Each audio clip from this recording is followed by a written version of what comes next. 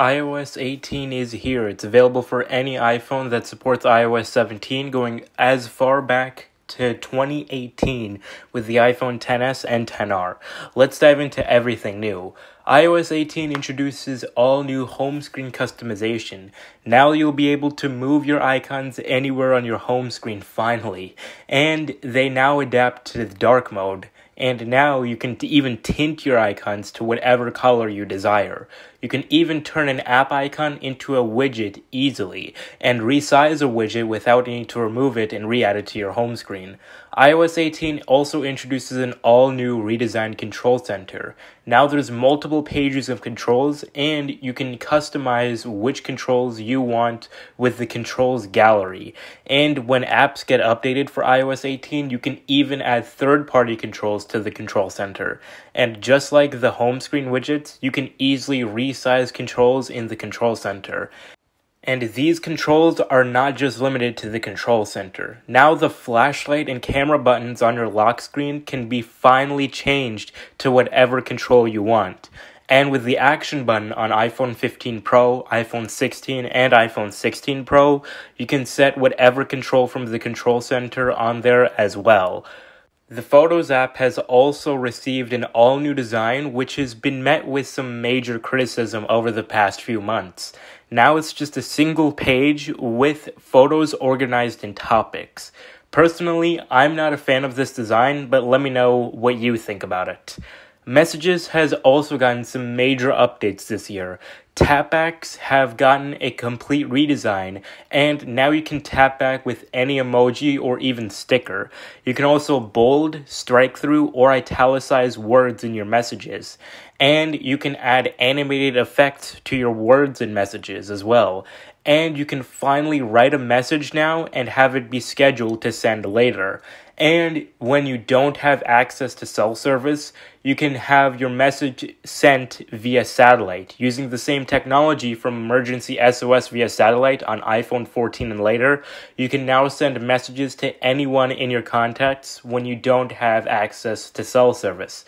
This can be done with iMessages or SMS text messages. And finally, RCS, or Rich Communication Services, is now supported.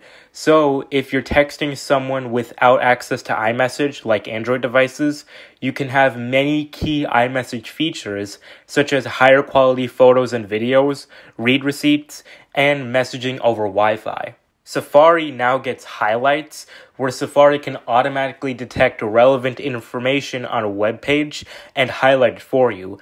And Reader Mode has been redesigned with a table of contents and a summary for each article.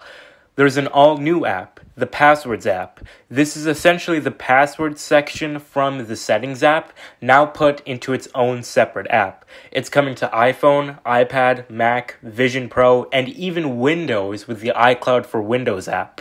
Gaming also gets some big upgrades this year, with Game Mode coming to the iPhone. This was first introduced on the Mac last year, and it basically lowers background tasks to give the absolute best performance to your game. And it lowers the latency to your Bluetooth accessories like your headphones or controller. And Apple will make it easier for developers to port their games over to the iPhone.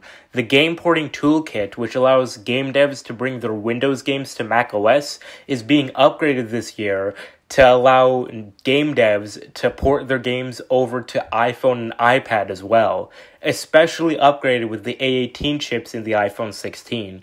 Apple Wallet is being upgraded this year. Now there's Tap to Cash, which allows you to easily pay someone with Apple Pay Cash by just bringing your phones close to each other. You can also now pay using rewards or installments. And there's a redesigned event tickets, which now gives you a guide of the venue of where the event is taking place. AirPods are also getting some big upgrades, specifically for AirPods Pro 2 and AirPods 4. Now you can answer a call by just nodding your head yes, or decline a call by shaking your head no. Voice isolation is also coming to AirPods Pro 2. So when you're in a loud environment on a phone call, your AirPods Pro will automatically block out loud noises. And game devs can now personalize spatial audio experiences for their games. Notes is also getting some big upgrades in iOS 18. Now there's live audio transcription, so you can get a transcript of whatever you talk about. There's also math notes, which can solve math equations automatically in your notes. You can also apply collapsible sections in your notes, and you can highlight parts of your notes with color. The Journal app, introduced with iOS 17 last year, gets some updates. Now you can log your state of mind, kind of like the Health app. You can also track goals and writing streaks, and there's some more advanced searching in the Journal app. And you can even add home screen and lock screen widgets for the Journal app as well.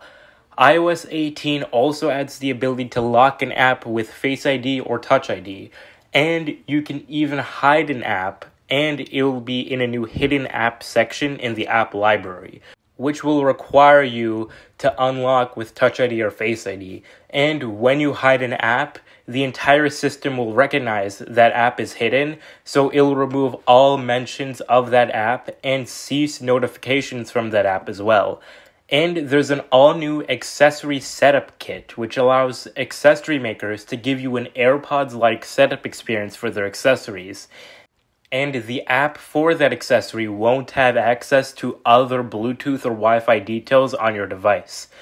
There's a ton more features coming in iOS 18 that I didn't have time to cover, like eye tracking with accessibility, a redesigned month view and calendar, reminders integration with calendar, emergency SOS live videos, redesigned Apple Fitness Plus, and a lot more. You can download iOS 18 right now for any device that supports iOS 17. Or if you aren't ready to update yet, Apple has also released iOS 17.7. And Apple has also released iPadOS 18, macOS Sequoia, visionOS 2, watchOS 11, and tvOS 18. So a busy day of updates for all devices. So that's what's new with iOS 18. What's your favorite new change? Let me know in the comments.